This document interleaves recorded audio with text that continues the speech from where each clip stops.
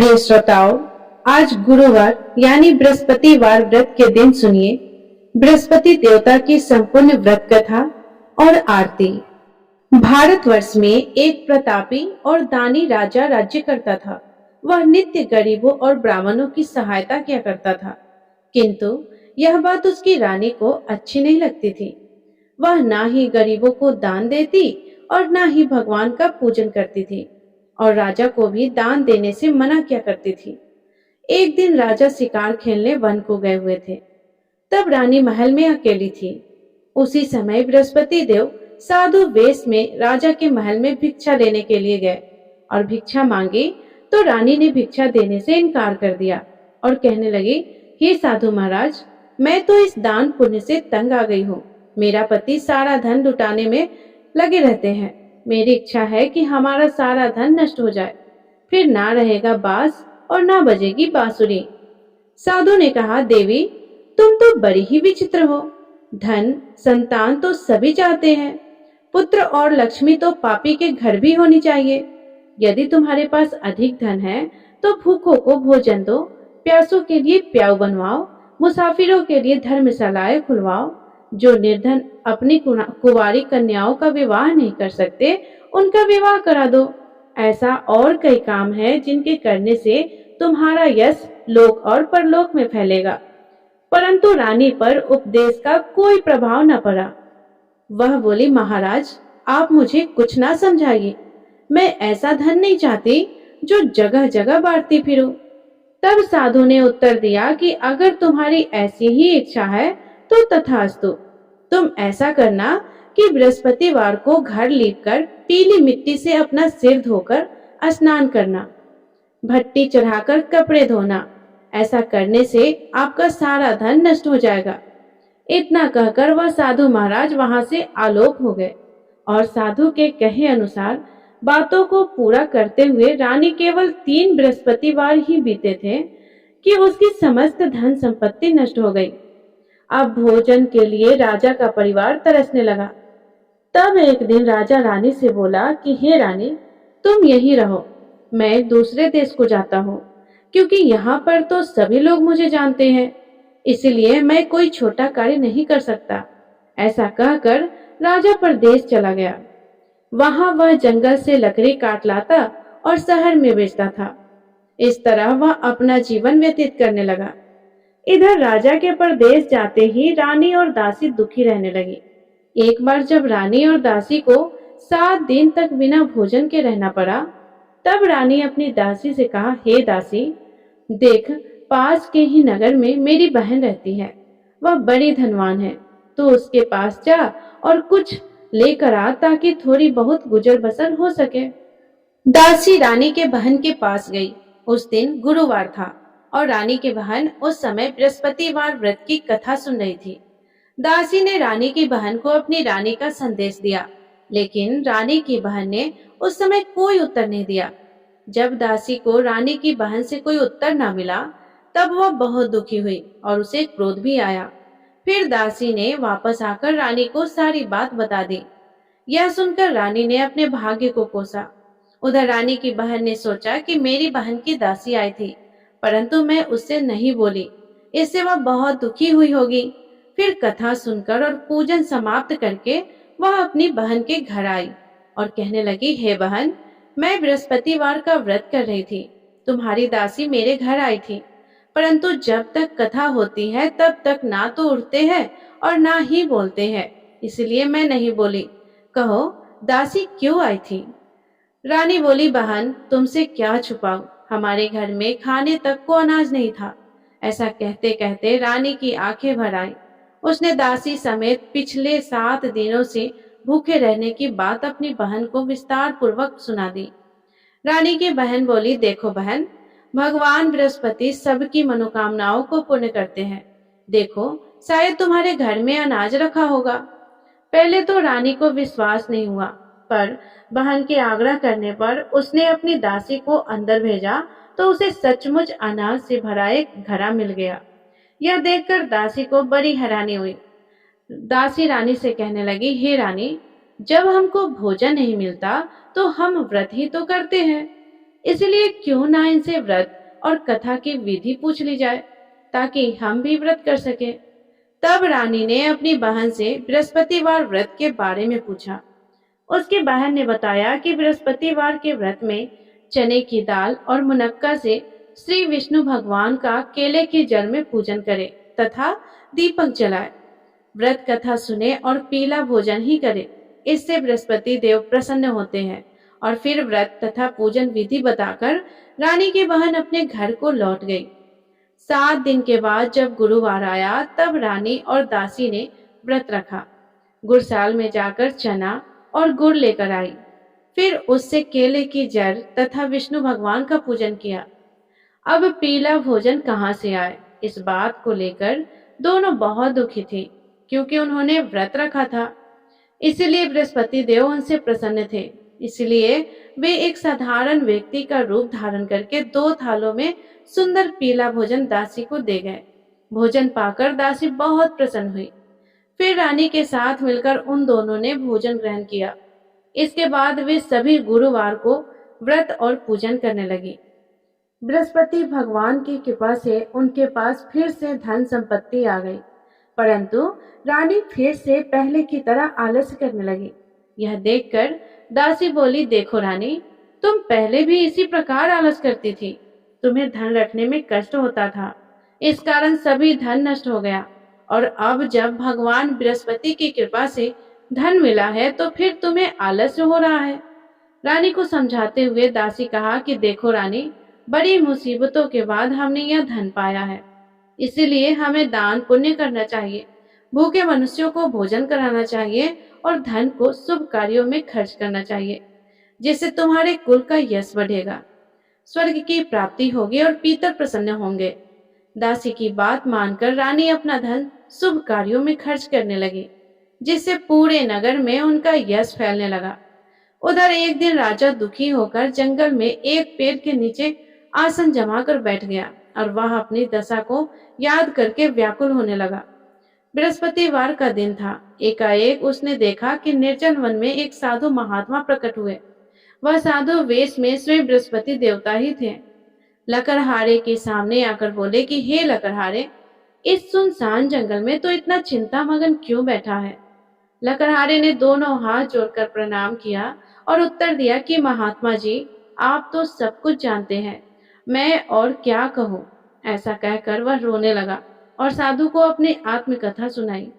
महात्मा जी ने कहा कि तुम्हारी पत्नी ने बृहस्पतिवार के दिन बृहस्पति भगवान का निरादर किया है, जिसके कारण रुष्ट होकर उन्होंने तुम्हारी यह दशा कर दी है। अब तुम चिंता को दूर करके मेरे कहने पर चलो तो तुम्हारे सब कष्ट दूर हो जाएंगे और भगवान पहले से भी अधिक संपत्ति देंगे। तुम बृहस्पतिवार के दिन कथा किया करो। 2 पैसे के चने मुनक्का लाकर उसका प्रसाद बनाओ और शुद्ध जल से लोटे में शक्कर मिलाकर अमृत तैयार करो। कथा के बाद अपने सारे परिजनों को और सुनने वाले प्रेमियों में अमृत व प्रसाद को बांटकर खुद भी ग्रहण करो। ऐसा करने से भगवान तुम्हारी सभी मनोकामनाएं पूर्ण करेंगे। साधु के ऐसे वचन सुनकर लकड़हारा बोला, हे प्रभु, मुझे लकड़ी बेचकर इतना पैसा नहीं मिलता जिससे भोजन के उपरांत कुछ बचा सकूं। मैंने रात्रि में अपनी स्त्री को व्याकुल देखा है। मेरे पास कुछ भी नहीं है जिससे मैं उसकी खबर मंगा सकूं। और फिर मैं बृहस्पति देव की क्या कहानी सुनूं? मुझको तो कुछ भी मालूम नहीं है। साधु ने कहा, हे लकड़हारे, तुम किसी बात की चिंता मत करो। बृहस्पतिवार के दिन तुम रोजाना की तरह लकड़ियां लेकर शहर को जाओ। तुमको रोज से 2 गुना धन प्राप्त होगा, जिससे तुम भली भांति भोजन कर लोगे और बृहस्पति देव की पूजा का सामान भी आ जाएगा। बृहस्पति देव की कथा इस प्रकार है, सुनो। प्राचीन काल में एक ब्राह्मण रहता था। वह बहुत निर्धन था। उसकी कोई संतान नहीं थी। उसकी स्त्री बहुत मलिनता के साथ रहती थी। वह स्नान भी नहीं करती थी, किसी देवता का पूजन भी नहीं करती थी।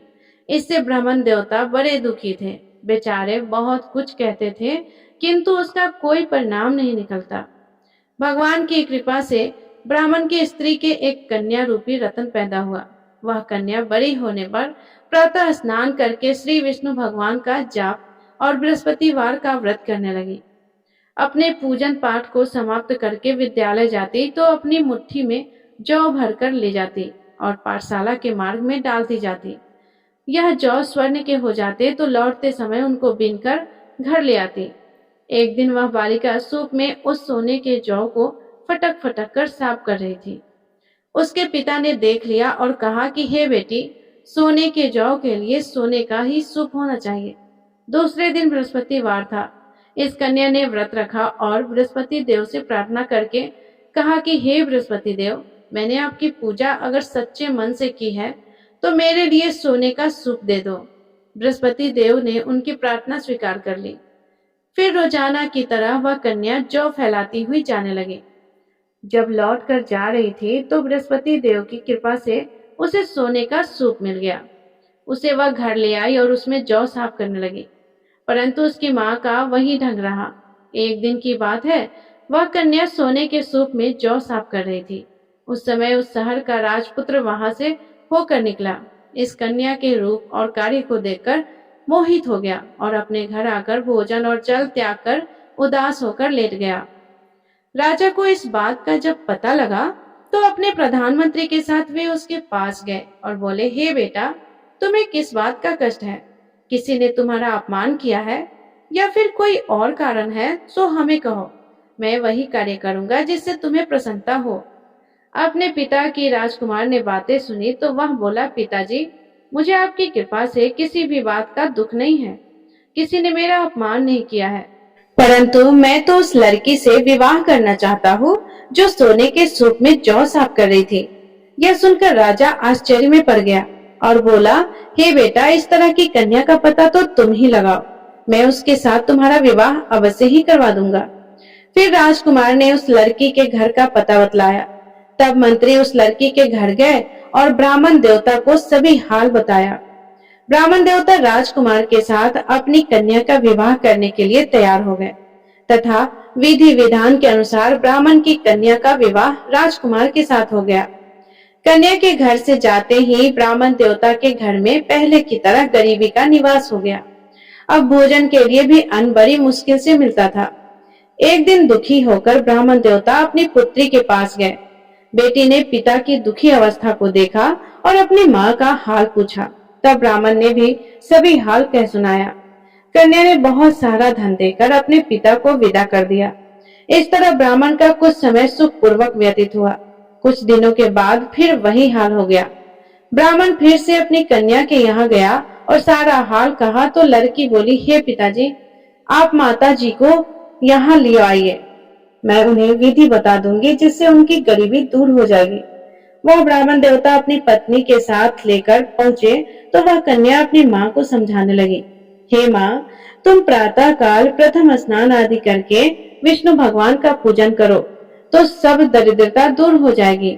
परंतु उसकी माँ ने एक भी बात नहीं मानी और प्रातः काल उठकर अपनी पुत्री और उसके बच्चों की जूठन को खा लिया। इससे उसकी पुत्री को भी बहुत गुस्सा आया। उसने एक रात को एक कोठरी से सारा सामान निकाल दिया और अपनी माँ को उसमें बंद कर दिया। प्रातः उसमें से निकाला तो स्नान आदि करा करके पूजा पाठ करवाया। ऐसा करने पर उसकी माँ की बुद्धि ठीक हो गई। इसके बाद वह भी नियम से पूजा पाठ करती और प्रत्येक बृहस्पतिवार को व्रत रखने लगी। इस व्रत के प्रभाव से उसकी माता और पिता बहुत ही धनवान और पुत्रवान हो गए और बृहस्पति देवता के प्रभाव से इस लोक के सुख को भोग कर अंत में स्वर्ग को प्राप्त हुए। इस तरह कहानी कहकर वह साधु देवता वही जंगल में अंतर्ध्यान हो गए। धीरे धीरे समय व्यतीत होने पर फिर वही बृहस्पतिवार का दिन आया। लकड़हारा जंगल से लकड़ी काटकर किसी शहर में बेचने गया। उसे उस दिन और दिन से अधिक पैसा मिला। राजा ने चना, गुड़ आदि लाकर गुरुवार का व्रत किया। उस दिन से उसके सभी क्लेश दूर हो गए। परंतु जब दोबारा गुरुवार का दिन आया तो बृहस्पतिवार का व्रत करना भूल गया। इस कारण बृहस्पति भगवान निराश हो गए। उस दिन जब नगर के राजा ने विशाल यज्ञ का आयोजन किया तब यह घोषणा भी करा दी कि कोई भी मनुष्य अपने घर में भोजन ना बनाए और ना आग जलाए। समस्त जनता मेरे यहाँ भोजन करने के लिए आए। इस आज्ञा को जो न मानेगा उसे फांसी की सजा दी जाएगी। इस तरह की घोषणा संपूर्ण नगर में करवा दी गई। राजा की आज्ञा के अनुसार शहर के सभी लोग भोजन करने गए, लेकिन लकड़हारा कुछ देर से पहुंचा। इसीलिए राजा उसको साथ अपने घर लेकर गए और ले जाकर भोजन करा रहे थे। तभी रानी की दृष्टि उस खूंटी पर पड़ी जिस पर उसका हार लटका हुआ था। वह वहां पर दिखाई नहीं दिया। रानी ने निश्चय किया कि मेरा हार इस मनुष्य ने ही चुरा लिया है। उसी समय सिपाहियों को बुलाकर उसको कारागार में डलवा दिया। जब लकड़हारा कारागार में पड़ गया और बहुत दुखी होकर विचार करने लगा कि ना जाने कौन से पूर्व जन्म के कर्म से मुझे यह दुख प्राप्त हुआ है, और उसी साधु को याद करने लगा जो जंगल में मिला था। उसी समय तत्काल बृहस्पति देव साधु के रूप में प्रकट हुए और उसकी दशा को देखकर कहने लगे, अरे मूर्ख, तूने बृहस्पति देव की कथा नहीं करी, इस कारण तुझे दुख प्राप्त हुआ है। अब चिंता मत करो, बृहस्पतिवार के दिन कारागार के दरवाजे पर 4 पैसे पड़े मिलेंगे। उनसे तू बृहस्पति देव की पूजा करना, तेरे सभी कष्ट दूर हो जाएंगे। बृहस्पतिवार के दिन उसे 4 पैसे मिले। लकड़हारे ने हाथ कथा कही। उसी रात्रि को बृहस्पति देव ने उस नगर के राजा को स्वप्न में कहा, राजा, तुमने जिस आदमी को कारागार में बंद किया है वह निर्दोष है, वह राजा है, उसे छोड़ देना। रानी का हाल उसी खुटी पर लटका है। अगर तू ऐसा नहीं करेगा तो मैं तेरे राज्य को नष्ट कर दूंगा। इस तरह रात्रि के स्वप्न को देखकर राजा प्रातः काल उठा और खूंटी पर हार देखकर लकड़हारे को बुलाकर क्षमा मांगी और लकड़हारे को योग्य सुंदर वस्त्र आभूषण देकर विदा कर दिया। बृहस्पति देव की आज्ञा के अनुसार लकड़हारा अपने नगर को चल दिया। राजा जब अपने नगर के निकट पहुंचा तब उसे बड़ा आश्चर्य हुआ। नगर में पहले से अधिक बाग, तालाब, कुएं तथा बहुत से धर्मशाला, मंदिर आदि बन गए हैं। राजा ने यह देखकर पूछा कि यह किसका बाग है और धर्मशाला किसका है। तब नगर के सब लोग कहने लगे, यह तो सब रानी और बांदी के हैं। तब राजा को बड़ा आश्चर्य हुआ और गुस्सा भी आया। उधर जब रानी ने यह खबर सुनी कि राजा आ रहे हैं, तब उन्होंने दासी से कहा, हे दासी, देख, राजा हमको कितनी बुरी हालत में छोड़ के गए थे। हमारी ऐसी हालत देखकर वह लौट न जाए, इसलिए तू दरवाजे पर खड़ी हो जाओ। आज्ञा के अनुसार दासी दरवाजे पर खड़ी हो गई। राजा आए तो उन्हें अपने साथ लिवा लाई। तब राजा ने क्रोध करके अपनी रानी से पूछा कि यह धन तुम्हें कैसे प्राप्त हुआ है। तब उन्होंने कहा कि हमें यह सब धन बृहस्पति देव के इस व्रत के प्रभाव से प्राप्त हुआ है।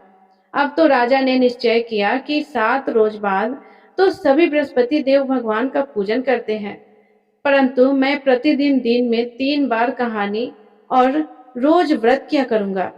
अब तो हर समय राजा के दुपट्टे में चने की दाल बंधी रहती और दिन में 3 बार कहानी कहती। एक दिन राजा ने विचार किया कि चलो अपनी बहन के यहाँ हो आवे। इस तरह निश्चय करके राजा घोड़ी पर सवार होकर अपनी बहन के यहाँ को चलने लगा। मार्ग में उसने देखा कि कुछ आदमी एक मुर्दे को लिए जा रहे हैं। उन्हें रोककर राजा कहने लगे कि अरे भाइयों, मेरे बृहस्पति देव की कथा तो सुन लो। वे बोले कि लो, हमारा तो आदमी मर गया है और इसको भी कथा की पड़ी है। परंतु कुछ आदमी बोले कि अच्छा कहो, तुम्हारी कथा भी सुनेंगे। राजा ने दाल निकाली और जब कथा आधी हुई थी कि मुर्दा हिलने लगा, और जब कथा समाप्त हो गई तब राम राम करके मनुष्य उठ खड़ा हुआ। आगे मार्ग में उसे किसान खेत में हल चलाता हुआ मिला। तब राजा ने उसे देखकर बोला कि अरे भैया, तुम मेरी बृहस्पतिवार की कथा तो सुन लो। किसान बोला कि जब तक मैं तेरी कथा सुनूंगा तब तक 4 हरैया जोत लूंगा। जा अपनी कथा किसी और को सुनाना। इस तरह राजा आगे चलने लगा। राजा के हटते ही किसान के बैल पछाड़ खाकर गिर गए और किसान के पेट में बड़ी जोर का दर्द होने लगा। उसी समय उसकी माँ रोटी लेकर आई। उसने जब यह देखा तो अपने पुत्र से सब हाल पूछा और बेटे ने सभी हाल कह दिया। तब वह बुढ़िया दौड़ी दौड़ी उस घुड़सवार के पास गई और उससे बोली कि मैं तेरी कथा सुनूंगी, तू अपनी कथा मेरे खेत पर चलकर ही कहना। राजा ने बुढ़िया से खेत पर जाकर कथा कही, जिसके सुनते ही वह बैल उठकर खड़े हो गए थे तथा किसान के पेट का दर्द भी बंद हो गया। फिर राजा अपनी बहन के घर पहुंचा। बहन ने भाई की खूब मेहमानी की। दूसरे दिन प्रातःकाल राजा जगा तो देखने लगा कि सब लोग भोजन कर रहे हैं। राजा ने अपनी बहन से कहा कि बहन, ऐसा कोई मनुष्य है यहाँ जिसने भोजन ना किया हो मेरे बृहस्पति देव की कथा सुनने के लिए। बहन बोली कि हे भैया, यह देश ऐसा ही है, पहले यहाँ लोग भोजन करते हैं और बाद में अन्य कोई काम करते हैं। अगर कोई पड़ोस में हो तो देख आओ। ऐसा कहकर वह देखने चली गई, परंतु उससे कोई भी ऐसा व्यक्ति नहीं मिला जिसने भोजन ना किया हो। अंत में वह एक कुम्हार के घर गए जिसका लड़का बीमार था। उसे मालूम हुआ कि उसके यहाँ 3 रोज से किसी ने भी भोजन नहीं किया है। रानी ने अपने भाई की कथा सुनने के लिए कुम्हार से कहा तो वह तुरंत तैयार हो गया। राजा ने जाकर बृहस्पतिवार की कथा कही, जिसको सुनकर उसका लड़का ठीक हो गया। अब तो राजा की प्रशंसा होने लगी। एक दिन राजा ने अपनी बहन से कहा कि हे बहन, अब हम अपने घर को जाएंगे, तुम भी तैयार हो जाओ। राजा की बहन ने अपनी सास से कहा, तब सास ने कहा कि हाँ चली जा, लेकिन अपने लड़कों को मत ले जाना, क्योंकि तेरा भाई की कोई संतान नहीं है। बहन ने अपने भाई से कहा कि भैया, मैं तो चलूंगी, लेकिन कोई बालक नहीं चलेगा। तब राजा बोला कि जब कोई बालक ही नहीं चलेगा तब तुम भी क्या करोगी। फिर बड़े दुखी मन से राजा अपने नगर को लौट आया। राजा ने अपनी रानी से घर आकर कहा कि हम निर्वंशी हैं, हमारा मुंह देखने का धर्म नहीं है और कुछ भोजन आदि नहीं किया। तब रानी बोली कि हे प्रभु, बृहस्पति देव ने हमें सब कुछ दिया है, वह हमें संतान भी अवश्य देंगे। उसी रात को बृहस्पति देव ने राजा से स्वप्न में कहा, हे राजा उठो, सभी सोच त्याग दो, तेरी रानी गर्भ से है। राजा को यह बात सुनकर बड़ी खुशी हुई। फिर 9वें महीने में रानी के गर्भ से एक सुंदर पुत्र पैदा हुआ। तब राजा बोला कि हे रानी, स्त्री बिना भोजन के रह सकती है, पर बिना कहे नहीं रह सकती। जब मेरी बहन आएगी तब तुम उससे कुछ मत कहना। रानी ने सुनकर हाँ कर दिया। उधर जब राजा की बहन ने यह शुभ समाचार सुना तो वह बड़ी खुश हुई और बधाई लेकर अपने भाई के यहाँ आई। तभी रानी ने कहा कि घोड़ा चढ़कर तो नहीं आई है, गधा चढ़कर आई है। राजा की बहन बोली, भाभी, मैं इस प्रकार ना कहती तो तुम्हें संतान कैसे मिलता। बृहस्पति देव ऐसे ही है, जैसे कि जिनके मन में कामनाएं हैं सभी को पूर्ण करते हैं। जो श्रद्धा भावना पूर्वक बृहस्पतिवार का व्रत करता है एवं कथा पढ़ता है अथवा सुनाता है, दूसरों को सुनाता भी है, बृहस्पति देव उनकी सभी मनोकामनाएं को पूर्ण करते हैं। बृहस्पति देव उनकी सदैव रक्षा करते हैं। जो संसार में सद्भावना और सच्चे हृदय से बृहस्पति देव का पूजन करते हैं, उनकी सभी मनोकामनाएं उसी प्रकार पूर्ण होती हैं जैसे राजा और रानी ने बृहस्पति देव की कथा का गुणगान किया। उनकी सभी इच्छाएं बृहस्पति देव ने पूर्ण की। मनुष्य को हृदय से उनका मनन करते हुए जयकार करना चाहिए। सभी प्रेम से बोलिए, बृहस्पति देव महाराज की जय, श्री विष्णु भगवान की जय। प्रिय श्रोताओं, आइए सुनते हैं बृहस्पति देवता की आरती। ओम जय बृहस्पति देवा, स्वामी जय बृहस्पति देवा। छिन छिन भोग लगाओ, छिन छिन भोग लगाओ, कदली फल मेवा। ओम जय बृहस्पति देवा, तुम पूर्ण परमात्मा, तुम अंतर्यामी, स्वामी तुम अंतर्यामी। जगत पिता जगदेश्वर, जगत पिता जगदेश्वर, तुम सबके स्वामी। ओम जय बृहस्पति देवा, चरणामृत निज निर्मल, सब पातक हरता, स्वामी सब पातक हरता। सकल मनोरथ दायक, सकल मनोरथ दायक, कृपा करो भरता। ओम जय बृहस्पति देवा, तन मन धन अर्पण कर, जो जन शरण पड़े, स्वामी जो जन शरण पड़े। प्रभु प्रकट तब हो कर, प्रभु प्रकट तब हो कर, आकर द्वार करे। ओम जय बृहस्पति देवा, दीन दयाल दयानिधि, भक्तन हितकारी, स्वामी भक्तन हितकारी। पाप दोष सब हरता, पाप दोष सब हरता, भव बंधन हारी। ओम जय बृहस्पति देवा, सकल मनोरथ दायक, सब संशय तारो, स्वामी सब संशय तारो।